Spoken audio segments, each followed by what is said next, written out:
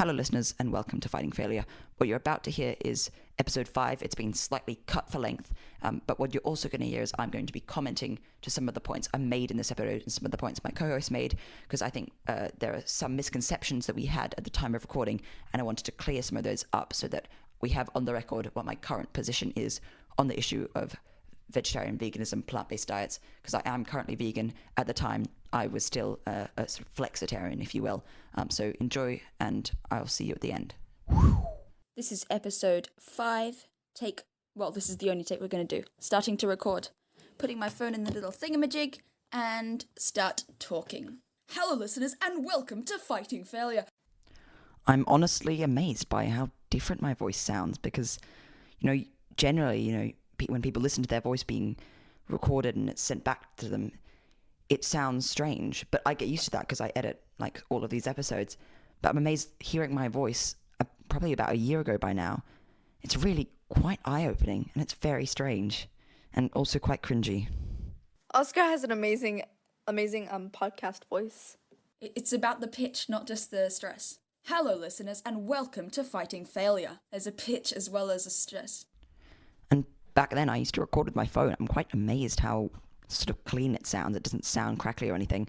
Obviously now I record with a microphone, and hopefully you can hear the difference, but not too bad at all for just recording with my phone. So if you want to start a podcast, I guess that's quite easy to do. Hello listeners, and welcome to Fighting Failure. Hello listeners, and welcome to Fighting Failure. This episode is titled Vegetarianism and Veganism, Friend or Foe. Hisham's voice sounds so robotic, it's crazy.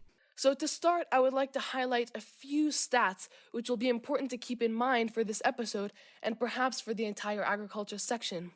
According to a demographic which I found on a document released by REDD Plus policymakers... I'll save you the next bit of waffle.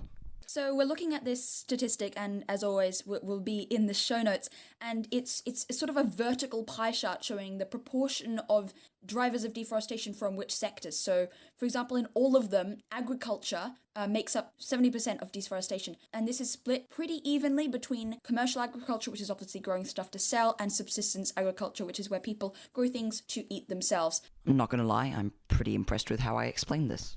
The second chart shows rather than a sort of percentage, it shows the just raw amount of deforested area. In Latin America, this is by far the highest at 45,000 square kilometers per year.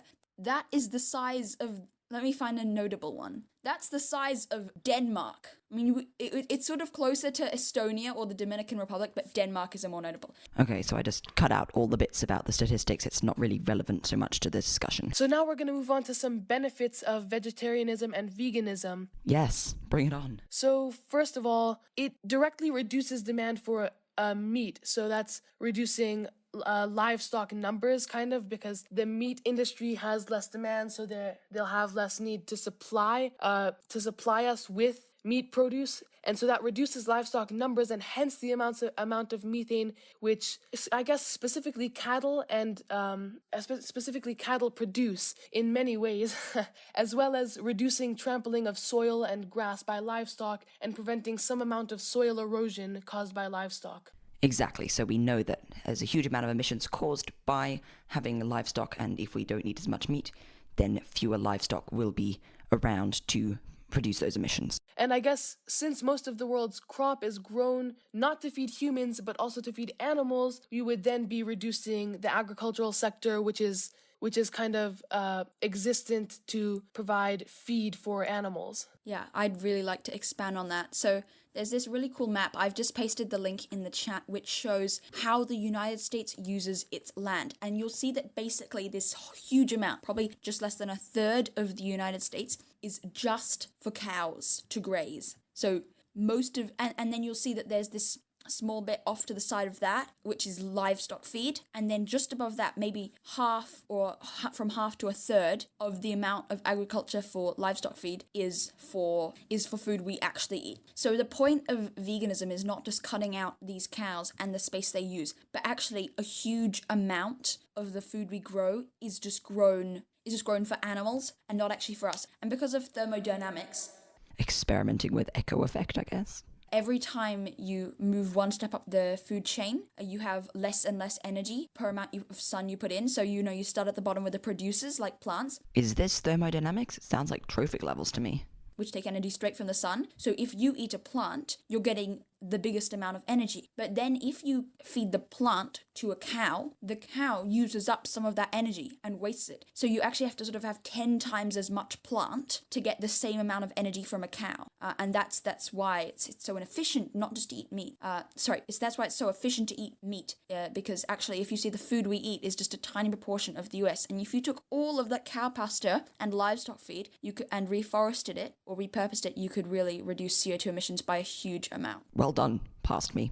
That was good. Yeah, and also I would just like to point out some of the the feed grown. A lot of it is actually soy products and corn products. So is that right? I believe so. I'm pretty sure that was I believe so. Yeah, when I was researching, I came across that a lot. That soy products. I was shocked because I usually think of soy as as being used for production of soy milk. Yeah, I mean, it's an interesting point Hisho makes there, is that the sort of things that we see here that are soy, or the products that we use that have soy, is soy milk and like soy burgers, which are a lot of like classic vegan foods, and tofu, tempeh, and that sort of thing. And I suppose also soy lecithins are an emulsifier in a lot of products, but we don't generally see how much soy is grown into making that beef burger. A lot more soy than if you just chose the vegan patty. And also soy produce, so like fake meat kind of, which I've been eating quite a bit of because I've transferred to a primarily vegetarian diet, which is another reason why I kind of wanted to do this episode. But anyway, so I was shocked to see that a large amount of feed is actually coming from soy, and I was not so shocked to hear that a large amount of feed comes from corn. But it's that kind of crop which is used to grind down into feed, and also feed is not that healthy for the animals which is being given to. It doesn't have much nutritional value, so it's also kind of putting the animals in a worse situation until they're slaughtering. So it's not necessarily a great thing. Well, I mean, slaughtering animals isn't a great thing at all, really.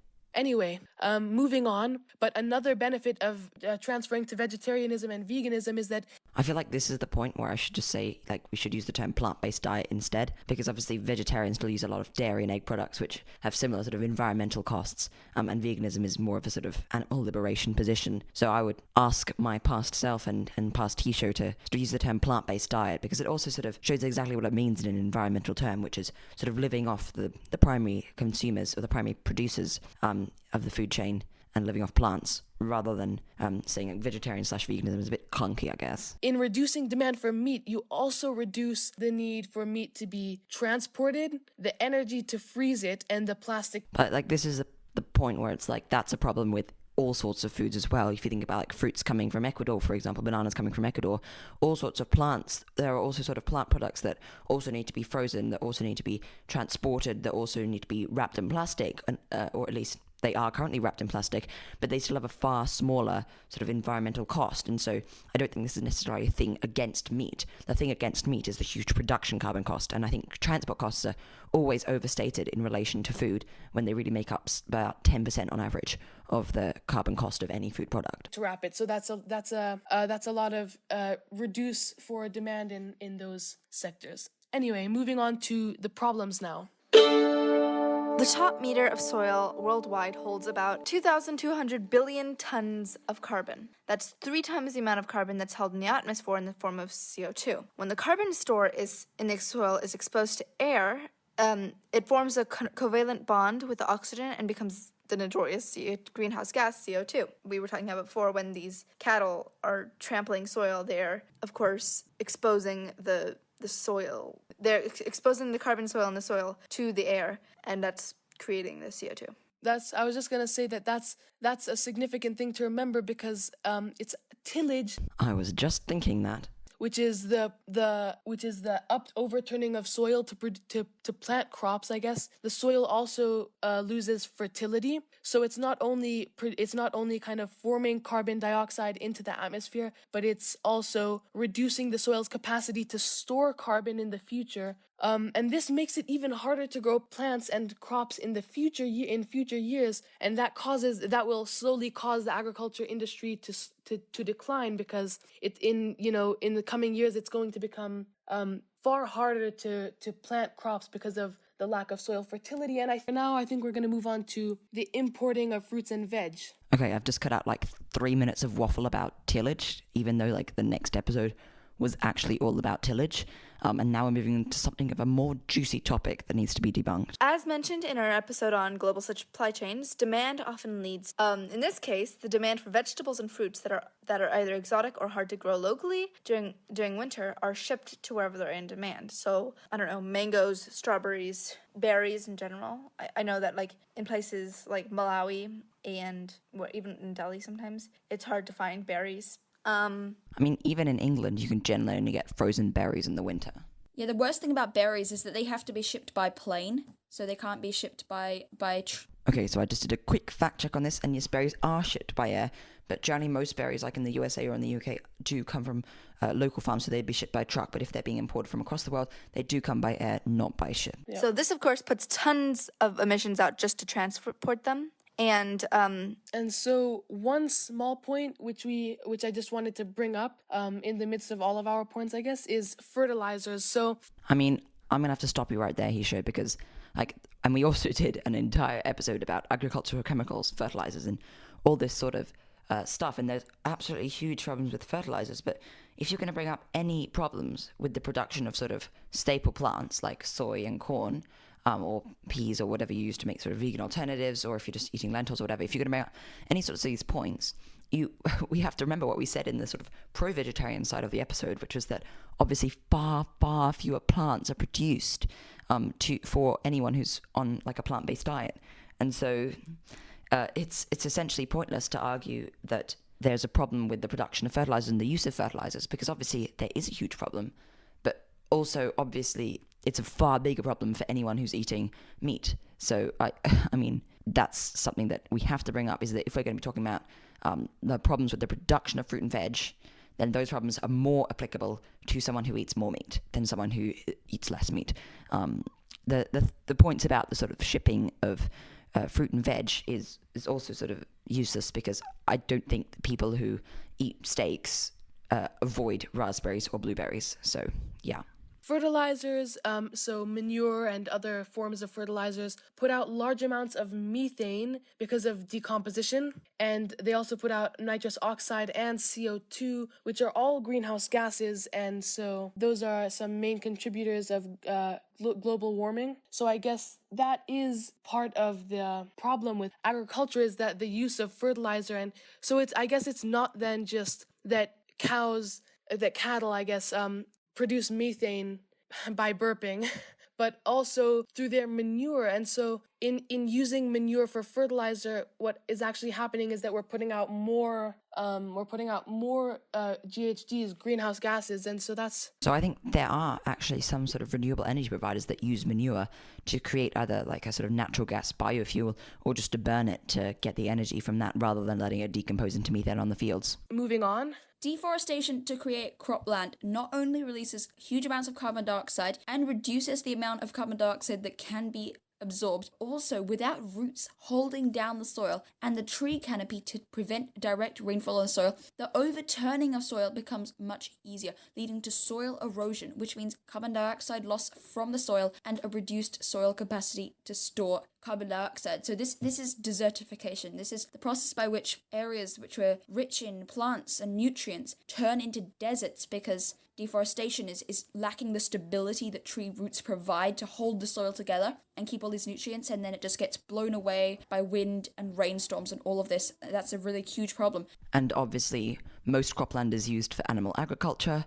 Most soy that's grown, for example, in Brazil is used as cattle feed. And most deforestation that happens for cropland is for cropland to expand to grow corn and soy for the expanding demand for meat. And so, again, if you switch to a plant-based diet, you're going to have far smaller demand for cropland. And in fact, like if everyone went on a plant-based diet immediately, obviously that's not going to happen, but if it did, then we would not need to expand cropland anymore, because we already have more than enough cropland to feed everyone. Not necessarily that it's practical to use the cropland in that way, but that we have enough cropland to do that.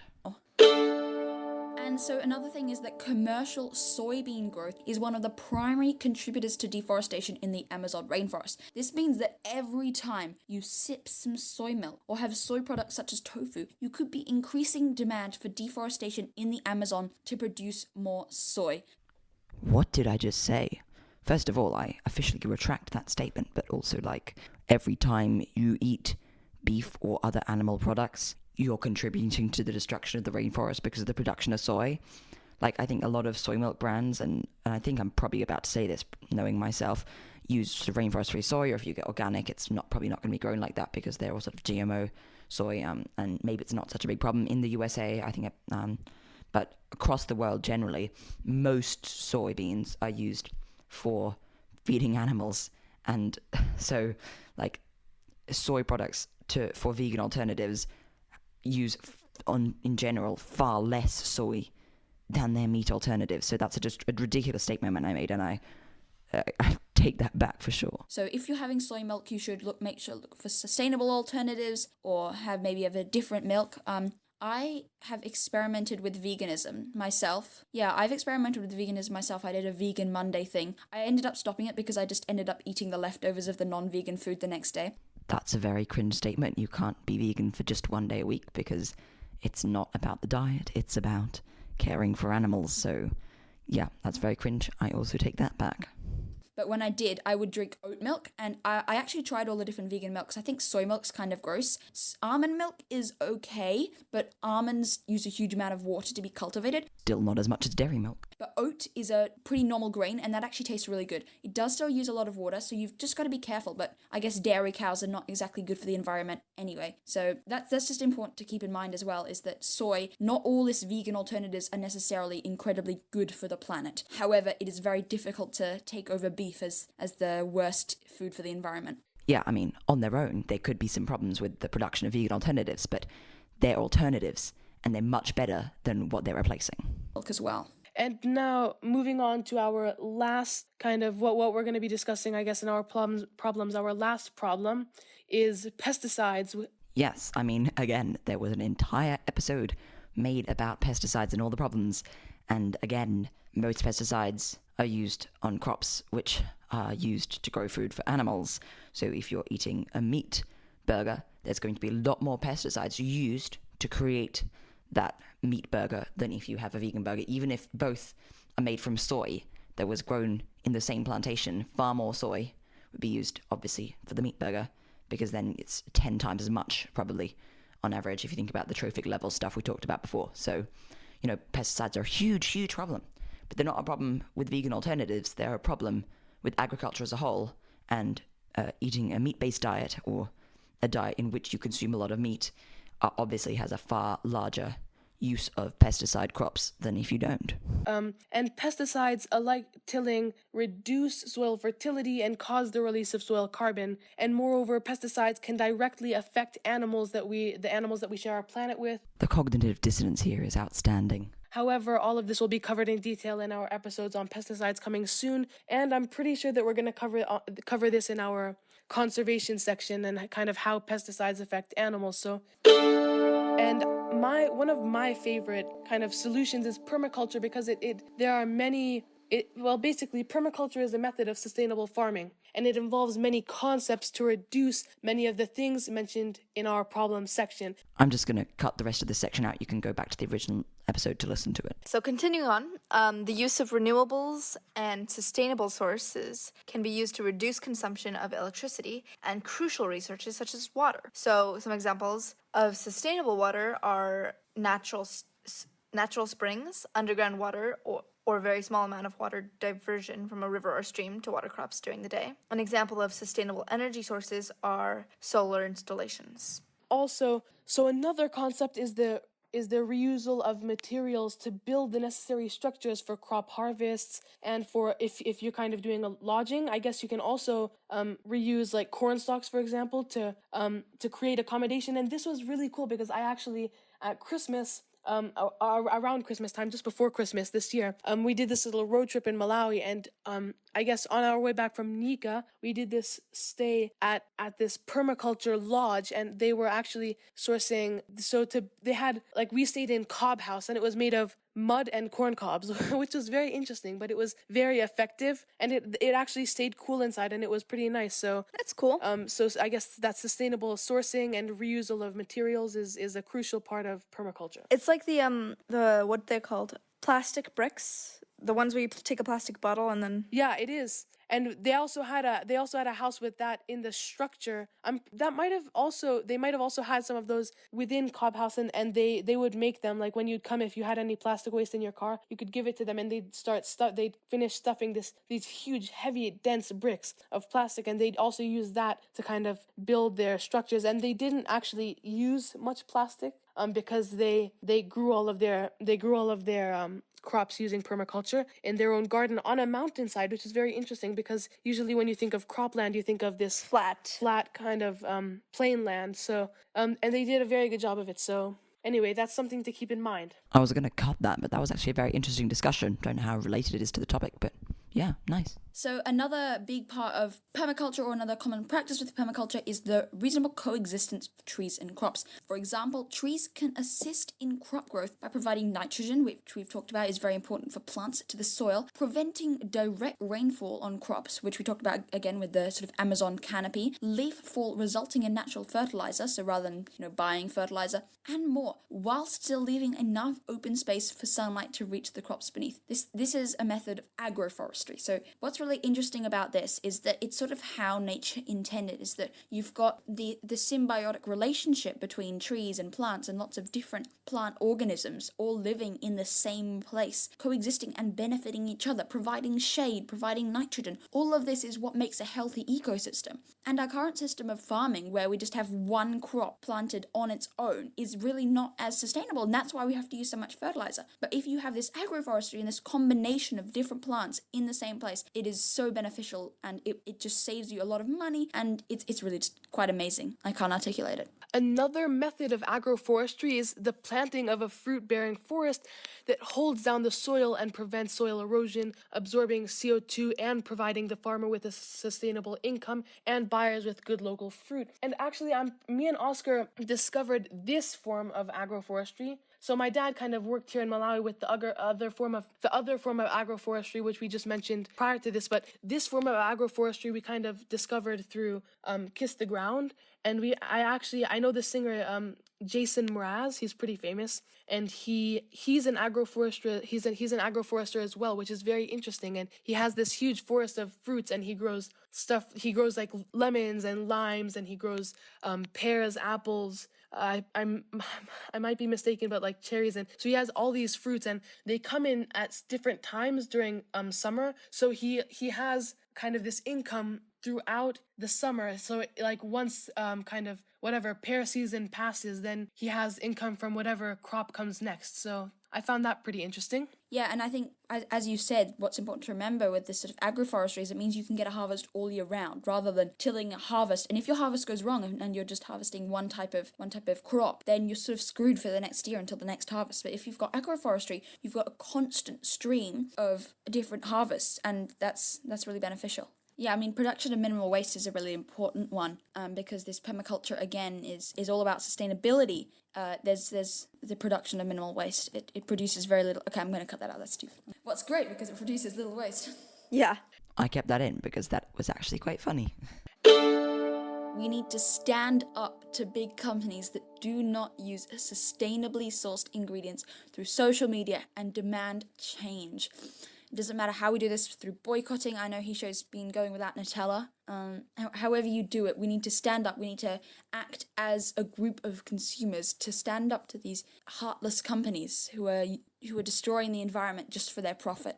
And I guess this will be covered in our article and video club, but it's not always feasible to boycott everything. So you have to kind of wean yourself off. Like maybe kind of, I guess you can't entirely boycott some vegetable oils because you need them to cook, but it is still like you can kind of reduce your consumption of them, I guess. So it's kind of this minor boycotting of such products can also help, even if you're not fully boycotting the way I have been with Nutella for the past, I think, 3 or 4 years now. I've been boycotting Nutella. I just don't like it. Congrats, Oz. First of all, like, episode 14 was all about palm oil and this idea of boycotts, and is it the most effective way to do it? I'm not entirely sure, but, something I've been talking about with a few friends recently is like, what is the point of boycotting? If you're doing it for the environment, you sort of do have to pick your battles, because ultimately all food production has some sort of carbon cost. And so how far are you willing to go with your boycott? So what I do, for example, is I boycott like all animal products, because I know that those are the worst for the environment, and also because of animals' rights and that sort of thing. But I think there are a lot of people who, and we talked about this in episode 22 about this sort of idea of complacency. A lot of people boycott palm oil, and it's not easy. It's not difficult either. And it's sort of a sense of complacency. I boycott palm oil, my food is fine for the environment, when in fact they're eating a reasonably large amount of meat and dairy products. So I think while it's worth considering the impact of things like palm oil, choose your battles, because you can't boycott everything. But if you're going to, maybe I would suggest, boycott animal products, because those, it's easier to boycott. It's a blanket rule. There's a lot of alternatives available. And then that's an absolutely huge reduction in the carbon production cost of your food. And then you sort of go on from there with that's sort of the baseline of how your food production affects the environment. So, and finally, just keep things local, which is this concept of, I guess, if you can go to a local farmer's market or whatever and find locally grown vegetables, locally sourced meat, even if you're not a vegetarian or vegan. I mean, I don't know about that. Locally sourced meat, again, the transport is a minimal component of that. And this idea that sort of because something's local, it's better, it's a bit of a fallacy, really. It doesn't mean that much. Every farm is local to somewhere. And I would definitely say, if you can go to the farmer's market and choose vegetables, but not everyone can do that. Not everyone has the time. Not everyone has the money to do that. And what I would suggest instead, and so the way Shem said, if you're not a vegetarian or vegan, I would suggest that people do adopt a plant-based diet for the environment. And really what you should do or not necessarily what you should do, but what I would suggest to do is that rather than spending a lot of your time and money trying to get locally grown veg at a farmer's market, choose plant-based options instead of meat options, even if that's just at the supermarket, because that will have a really big impact and it's not too difficult to do. But keeping things local also reduces the need to transport things, the need to, I guess, use GMOs to help things. That doesn't really make that much sense, because each GMO farm is local to someone. But I guess if you're in a country like the UK, British green produce is unlikely to have GMO. Whereas if you're in the US green produce is likely to have GMO.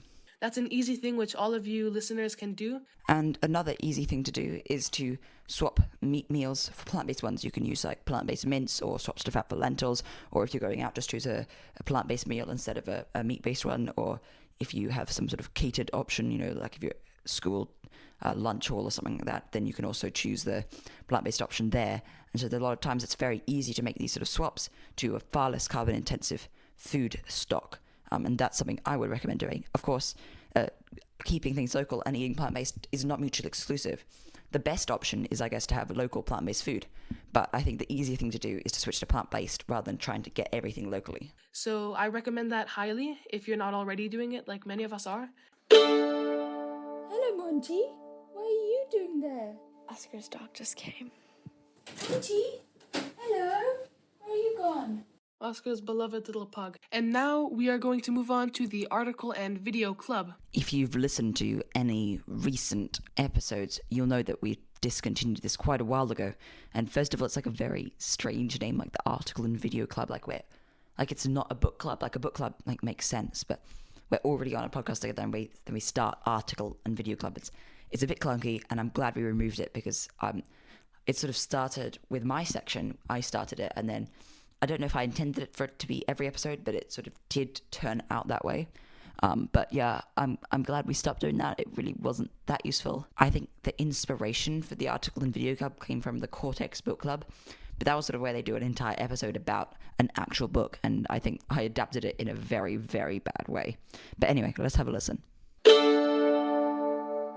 So first things first, we have this YouTube video which I found by Greenpeace. UK, I think, Greenpeace.uk or Greenpeace UK. Anyway, basically what they were talking about is how to boycott, how to kind of prevent the consumption of palm oil. And I found this pretty interesting. So it was this very interesting video on how to kind of demand a change in the ingredients that these big companies use, like palm oil. So basically, palm oil is the most efficient oil, and it giving the most produce in the smallest amount of land. But the problem is that it's grown by cutting down rainforests, such as in Borneo, Indonesia, and that harms ecosystems greatly, and it's devastating also because in the chopping of trees, I guess palm trees, you might think, oh, it's just replacing trees with more trees, so what's the problem? But palm trees are not very good at producing oxygen, and they're however these rainforests are. So, and I guess it's also about the biodiversity and habitats and the huge diversity of plants in a rainforest. And yeah, so like orangutans can't survive on in a palm tree forest, and they also, they need the natural fruit of their habitat, so they can't eat the palm fruit. So it definitely harms the ecosystem. So as always, we've got this sort of cognitive dissonance about caring so much for orangutans, but also not really caring too much about like farmed animals. Simply boycotting and attempting to switch generally won't solve the problem, even though it will kind of reduce the problem. Kind of because in reducing the demand, you reduce the supply. Wilmar is the biggest trader of dirty palm oil. So an example of something that you could do is to expose brands such as Wilmar to protect the forest. So through social media and publicly, maybe create a poster and put it up in your school. And moving on, I also found this interesting BBC article titled "Why the Vegan Diet is Not Always Green." Well, I mean, first red flag here is that veganism isn't a diet, it's a lifestyle. Veganism is often thought of as much better for the environment, veganism and vegetarianism for that matter. Yes, plant-based diets do have excellent environmental benefits. But we must be careful with what we replace meat with. On average, veganism is more environmentally friendly than eating meat. Exactly. But many vegan foods can generate huge amount of emissions. Yeah. As can many meat-based foods. Like soy. The vast majority of which is fed to cattle. The article follows the story of many different vegan favorites, so... Or should we use the verb cherry picks? Fruit and veg that are transported by air can create more greenhouse gas emissions than poultry. They've chosen the least carbon-intensive form of meat. So And also, like, who replaces fruit and veg with chicken? there's often this divide about, meat is bad and veg is good. And to be fair, pork, beef, those are really bad. But poultry, being quite small scale, can be, it's still bad for the environment, but it's not nearly as bad as beef. And so then once you're bringing into the factor that you might have poultry sourced locally... I take that back. That's not correct. But you're having your fruit and veg flown in from the other side of the world, that transportation emissions can actually mean that some fruit and veg, if it's transported from far away, will create much more greenhouse gas emissions. But I'm guessing most people that eat poultry are also eating fruit and veg that are flown in from abroad. It's this idea that it's sort of, you eat fruit and veg or you eat poultry, but I think it's not really that sort of clear cut. So we mentioned raspberries and blueberries because they're so delicate, they have to be flown in by plane. That creates an out of season at least, and that creates huge amounts of emissions. It said in the article that asparagus in the UK creates 5.3 kilograms of carbon dioxide per kilogram of asparagus. I don't eat that much asparagus. There's also problems such as fertilizers that are being used in growing these plants that we've mentioned before, and we'll probably be talking about that a lot in this agriculture section. Is the fertilizers that are sort of destroying the soil. They're not sustainable. It's a bit like a drug that you need more and more to achieve the same amount of plant growth. 100% true. 100% more applicable to meat-based diets. There's also the big problem of water. So avocados use a huge amount of water. When they're grown in California, they require a bathtub of water every day. Yeah, I mean, people have brought up avocados a lot when I've talked to people about this sort of thing. Dairy, for example, uses an absolutely huge amount of water, and obviously, like, meat eaters don't not eat avocado. So it's not this sort of, although, like, this, I think this article went through, like, the idea of this, here's all the bad ingredients in a vegan smoothie, and it's like, yes, but also look how much water dairy is using, look how much water beef is using. I think I wouldn't say we have the license to use more water from avocados, but I'd say that just using a plant-based diet has far smaller water footprint, even if there are some outliers. It's not exclusive to veganism, these problems. And Oscar, I was wondering, is that I know you kind of summarized the ending of this article, and I was wondering if I found the article, but I didn't get to that part of the article because I needed a little bit of assistance, and I was wondering if that's a bathtub of water. Is that for each avocado produced, or is that a bathtub of water for each tree? That's a bathtub of water for each tree each day in the summer. So anyway, another thing that requires a huge amount of water is dairy. Nuts. It really is hilarious how much like this article is saying, oh, look,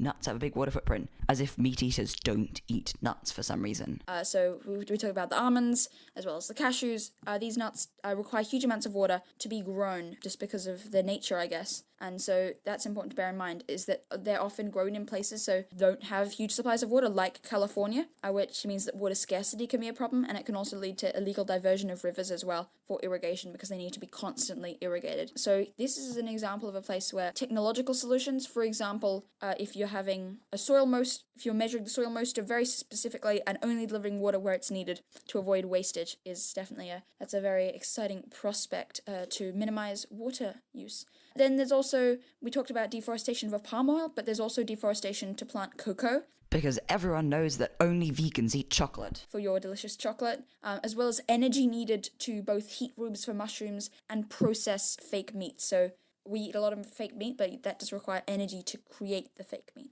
Yeah, but obviously it's far smaller carbon footprint than what you're replacing. So those are just some of the problems with veganism. It's not a problem with veganism, it's a problem with an execution of a plant-based diet, really. So it's really important to have a huge disclaimer here. Veganism is almost always better for the environment, but you have to be careful because not all vegan foods are necessarily have exemplary environmental records like the ones we talked about. There are plenty, of course, that are really good. Like, I don't know, cabbage is probably pretty good for the environment. I'm just going to hazard a guess there. I want to give a commendation to peas because as a legume, they help fix nitrogen in the soil, but their protein is also excellent. Pea milk is great. You can use pea protein to sort of make oat milk taste better. Legumes are great for making a vegan ice cream, and pea protein is also what's in Beyond Burgers, so thumbs up for peas. I don't know about cabbage though. And your carrots and potatoes are probably not having so much CO2 if they're grown locally. # keep things local. It's a lot of this sort of thing of if you're keeping things local. Veganism is not bad. I think it's important. We've talked about a lot of the bad things here, but people who are not vegans can very easily eat a lot of these foods. Thank you. So just keep it in mind is that don't always think of meat as bad, veg is good. Think of, almonds and avocados require a lot of water. Asparagus needs to be flown overseas. So just think about what you're eating. But obviously, like beef and pork and to an extent poultry and mutton and all these sorts of things and lamb and veal and dairy, they all come with a really high carbon cost, probably much higher than almonds and avocados. So keep that in mind when you're making your food choices. Majority plant-based is probably always the way to go. And perhaps it's also, I guess, maybe having a balanced diet, so a kind of mix between maybe poultry and veg, and also all locally sourced could also maybe be better, because that's also reducing your need for different types of vegetables, which might have to be flown in, and it also reduces the need to have more meat on your plate. So maybe it's this idea which you could bring up instead of becoming a vegetarian or a vegan. If you're not up for that, I don't know why you wouldn't be, but if you're not up for that, then maybe kind of try and find this balanced diet, the in-between range, and that could also help a lot. So.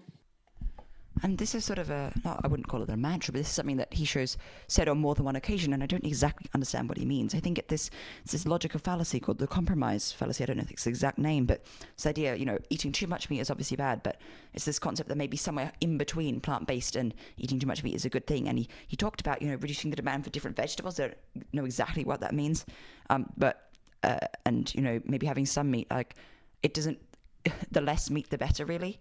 And I wouldn't say a compromise is the way to go. I'd say try and get as much plant-based as you can.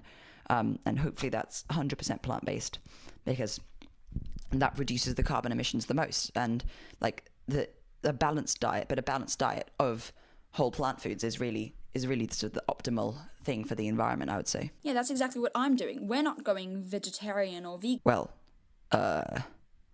that didn't age well. Again, because it's not necessarily about completely cutting out these things from your diet, but it's about saying we want to eat less meat and we want to eat less of these not environmentally friendly foods, and we want to eat more environmentally foods and locally sourced foods, because having these blanket regulations can mean that maybe you have no beef and no chicken, but maybe actually some of the veg you eat is worse than having chicken.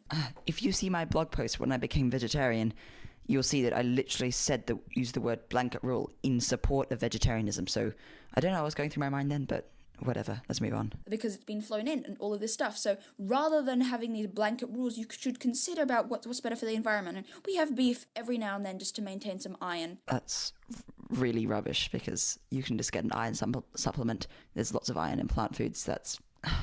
You don't need beef to get iron, that's all I'm saying. Because that's important for diet. And if everyone sort of cut down on it like this, you don't have to just go vegetarian or go vegan. You should just start. You maybe cut out one meat meal a week and replace it with vegetarian, and then move to 2.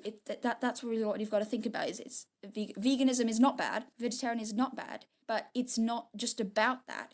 No, veganism is not about that. It's about not killing animals for taste pleasure. About having a more sustainable food system in general. And I can't believe sort of the cognitive dissonance, because at the start I was going all on about how, it's so much better to eat plants, and then here I am defending my so-called flexitarian diet. The most sustainable food system is surely a primarily organic, plant-based food system without the need for animals, because it's just more efficient that way. And the stuff I said about beef and iron it's so ridiculous, and I was trying to defend what I was doing at the time, but I've grown up from that, and I think everyone should also see that plant-based diet is the way to go. It is the more sustainable option. Flexitarianism is, it's not necessarily the best. It's a compromise fallacy. We think, because somewhere in the middle it must be good. It's just not really. Yeah, and we've talked about this before, not everything is going to be the silver bullet. Vegetarianism and veganism they're not the silver bullet, not by a long way. They're not going to help solve all your agriculture problems and that kind of thing. Yeah, I mean, they're not the silver bullet, but I think they will go, or at least veganism will go a long way, and plant-based diets will go a long way to hugely cut down on agriculture emissions and land usage. And also there's a huge number of other problems that are not so environmentally related, if you think about zoonotic diseases are often caused by keeping animals in captivity, and also generally sort of animal welfare issues and animal rights issues. Veganism is ultimately the silver bullet to solve those, because if we're not exploiting animals, then animals don't get exploited, and that's about all there is to it. So you've got to keep that in mind. I definitely agree with that. Sandhya, and I think that if you're just a vegetarian or just a vegan, you can say that you're doing your part in helping the planet, and you definitely are, but there's always more that you can do. So maybe it's becoming a vegetarian or a partial vegetarian and getting an electric vehicle. Yeah, I mean, this is really what we talked about in episode 22, is that, of course, a plant-based diet is one of the biggest things you can do. It doesn't mean you should stop there. It doesn't mean you should become complacent. And it doesn't mean that you shouldn't seek out even more environmentally friendly plant-based foods. But I think it should really be the baseline from which you make other environmentally friendly decisions. And it's those kind of, the more you do, the more of these small changes that you make. I guess it's the sum of all these small solutions which will kind of form a bigger solution. Veganism is not a get out of environment free card. No. Of course not, but it should be the baseline for dealing with these issues. And I think on that note, we will end this episode. Thank you for listening, guys. Thank you for listening. Thanks for listening, and I'll see you next time.